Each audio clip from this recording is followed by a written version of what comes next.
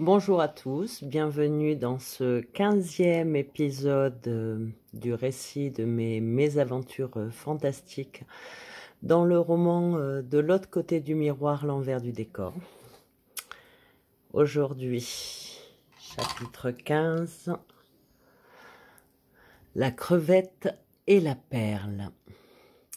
Après avoir échafaudé durant l'attente dans la voiture paumée et à l'arrêt sur le chemin de cailloux en haut d'une colline, échafaudé et promulgué verbalement auprès de mon pote Pinocchio menteur, ce qui devaient être les 10 commandements de mon univers, mon monde parallèle, mon royaume.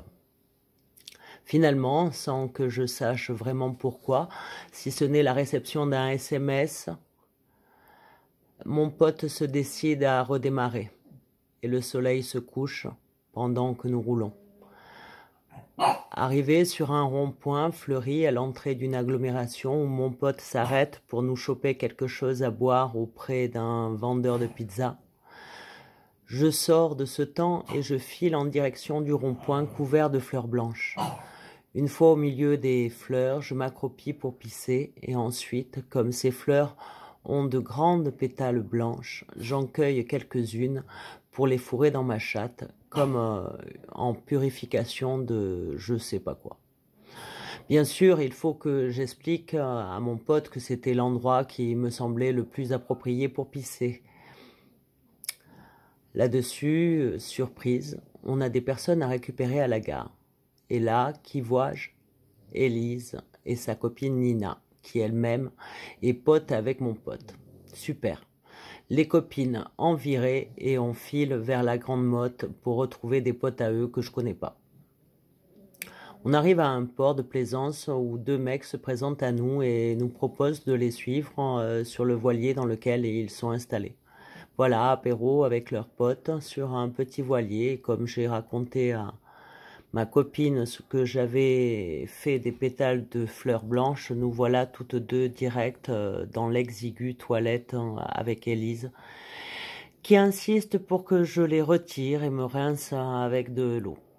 Bon, ça c'est fait, on peut retourner avec les autres dans la cabine principale.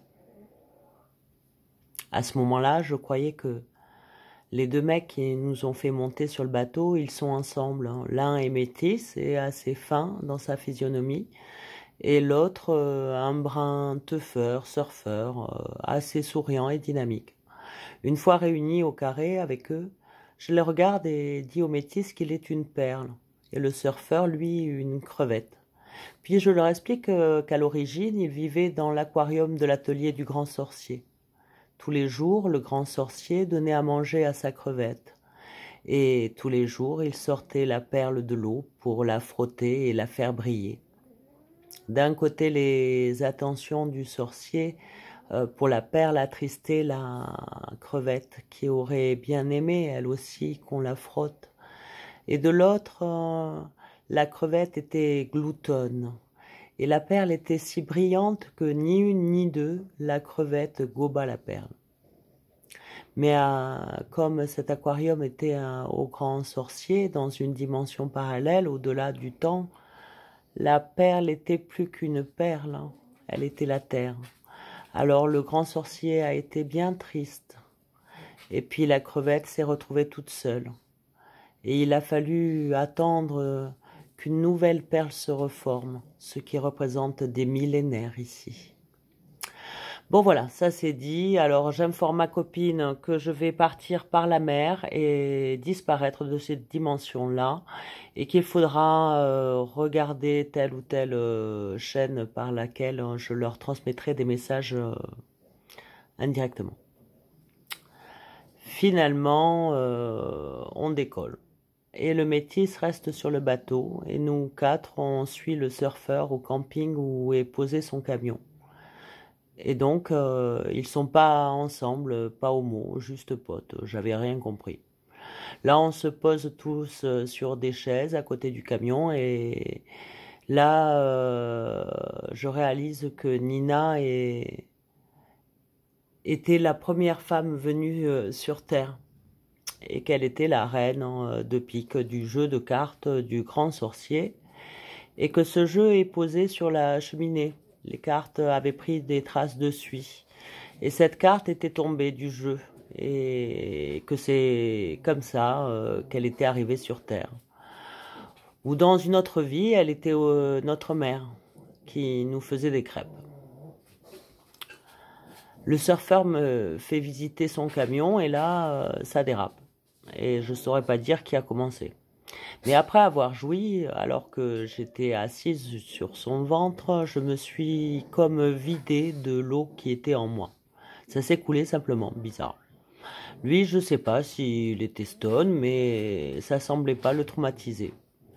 C'est Élise, en montant dans la voiture, après que j'ai voulu lui filer le pouvoir de la main qui pue, pouvoir qui permet d'imprimer visuellement et olfactivement l'empreinte de la main qui le marque, ce qui aurait été un bon moyen de démasquer les cons.